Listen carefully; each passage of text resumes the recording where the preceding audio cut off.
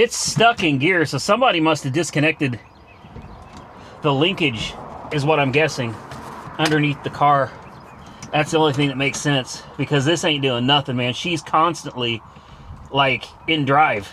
She's trying to move, man. Yeah, that's what it is. Somebody's gotten under there, and they've disconnected the linkage.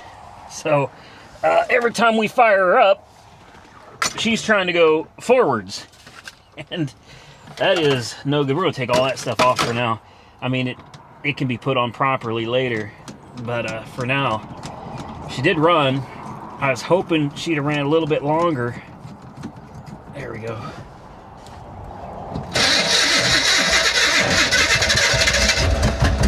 Come on, man.